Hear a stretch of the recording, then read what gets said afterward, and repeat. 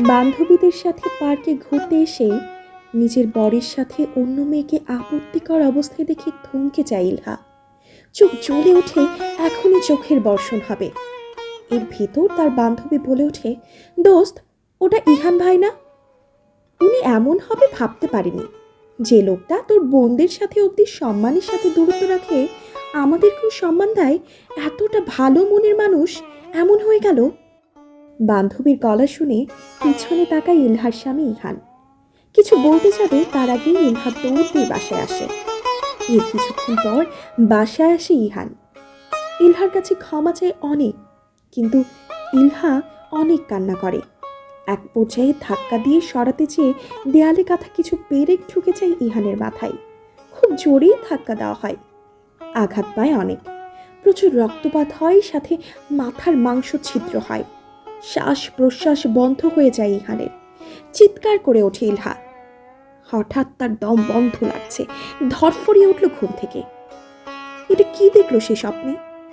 পাশে তাকিয়ে দেখে তার স্বামী গভীর ঘুমে আচ্ছন্ন। একটু শান্তির নিঃশ্বাস নিল ইলহা, কিন্তু তাও যেন শান্ত হয় না মন। আধা ঘন্টা নিজের মতো পায়চারি করলো, গল্প পড়ল, না তাতেও শান্তি নেই। হঠাৎ দেয়াল ঘড়ির দিকে চোখ গেল তার। রাত 3টা বাজে।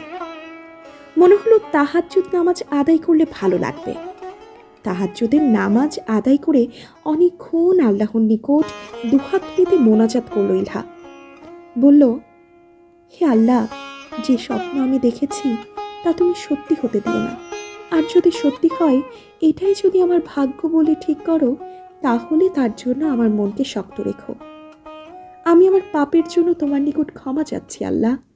যা যা ভুল করেছি, তুমি তোমার এই পাপী বান্দাকে এর জন্য ক্ষমা করে দিও, আমিন। এখন ইলহার অনেক ভালো লাগছে। মনের ভিতর দিয়ে ঠান্ডা বাতাস বয়ে যাচ্ছে। শান্তি ফিরে পেল ইলহা। স্বামীর বুকে মাথা রেখে কিছুক্ষণ চুপ ছিল। আস্তে আস্তে মনে পড়ল, ঘুমের আগে আয়াতুল কুরসি পাঠ করেনি ইলহা। শুধু আজ না, ইদানিং এমন হয় তার সাথে। নামাজ পড়া বাদ দিয়ে দিয়েছিল ইলহা।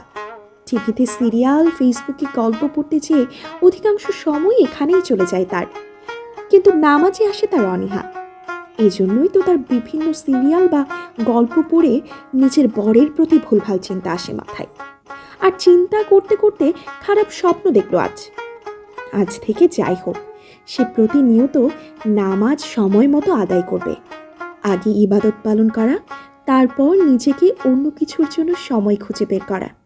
হ্যাঁ, তবেই সে সুখে থাকতে পারবে।